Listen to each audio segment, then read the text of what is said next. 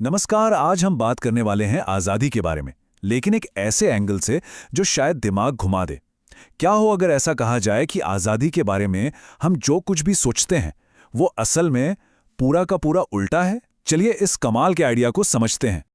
तो सबसे पहले चलिए इसी सवाल से शुरू करते हैं कि सच्ची आज़ादी यानी ट्रू फ्रीडम आखिर है क्या। जरा सोचिए, क्या मतलब हो सकता है इसका। अब देखिए, यहीं पर सारा खेल बदल जाता है।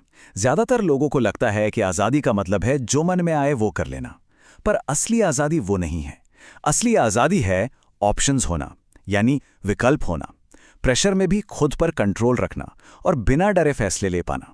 ये सोच में एक बहुत बड़ा बदलाव है ना? और यहीं से हम अपने पहले सेक्शन पर आते हैं, स्वतंत्रता का विरोधाभास। ये सुनने में थोड़ा अजीब लगेगा, लेकिन असली आज़ादी अनुशासन की दुश्मन बिल्कुल नहीं है, बल्कि ये तो उसी से पैदा होती है।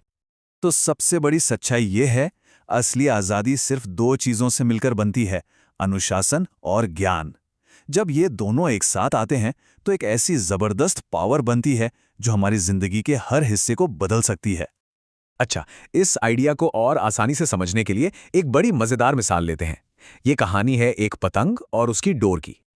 इस मिसाल को ऐसे समझिए, मान लीजिए वो पतंग हम हैं, हवा वो हमारी जिंदगी के हालात हैं जो कभी तेज चलती है तो कभी धीमी, और वो जो डोर है ना, वो है हमारा अनुशासन। देखने में बड़ा सिंपल है, पर इसका मतलब बहुत गहरा है। अब जरा सोचिए, अगर उस डोर को काट दिया जाए तो क्या होगा? क्या पतंग आजाद हो जाएगी? नहीं, वो तो बस बेकाबू होकर जमीन पर आ गिरेगी। वो डोर जो एक बंधन जैसी दिखती है, असल में वही तो पतंग को हवा में ऊंचा उड़ने की ताकत देती है। ठीक यही काम अनुशासन हमारी जिंदगी में करता है। तो सवाल ये है कि इस आज़ादी को पाया कैसे जाए। चलिए इसका एक सिंपल सा स्टेप बाय स्टेप फॉर्मूला देखते हैं। ये प्रोसेस 3 स्टेप्स में काम करता है। पहला, ज्ञान आता है जिससे हमें समझ मिलती है। दूसरा, उस ज्ञान से अनुशासन आता है जिससे हमारी आदतें बनती हैं। और तीसरा, इन दोनों के मिलने से हमारे नतीजे प्रिडिक्टेबल हो जाते हैं, मतलब हम अंदाजा लगा सकते हैं कि क्या होने वाला है। और दोस्तों, यही तो है असली आज़ादी, जब आप अपनी ज़िंदगी के नतीजों का अंदाज़ा लगा सकें, चाहे वो पैसों के मामले में हो, सेहत में या फिर करियर में, तो असल कंट्रोल आपके हाथ में होता है। फिर आप हालात के गुलाम नहीं रहते।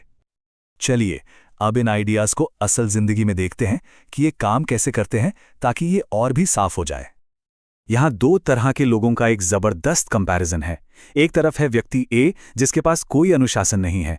वो हमेशा मन की मर्जी से काम करता है, हर चीज उसे अर्जेंट लगती है और उसकी जिंदगी शोर से भरी होती है। दूसरी तरफ है व्यक्ति बी, जो अनुशासित है। वो एक सिस्टम से चलता है, शांत रहता है और उसकी जिंदगी में एक क्लैरिटी, एक स्पष्टता होती है। आज़ादी शोर में नहीं, इसी स्पष्टता में मिलती है। और ये फर्क जिंदगी के हर बड़े एरिया में साफ साफ दिखता है। पैसों में देखें तो ये फर्क है अचानक कुछ भी खरीद लेने और सोच समझकर इन्वेस्ट करने के बीच का। सेहत में देखें तो ये फर्क है बीमारी और एनर्जी के बीच का। और करियर में ये फर्क है मजबूरी में नौकरी करने और अपनी मर्जी के विकल्प बनाने के बीच का। अच्छा, अब एक सवाल जो सबके मन में आता है कि यार, ये अनुशासन तो बड़ा बोरिंग और बंधन वाला नहीं लगता। क्या ये सच है? बिल्कुल नहीं। असल बात तो यह है कि अनुशासन हमें आने वाले कल के पछतावे से बचाता है।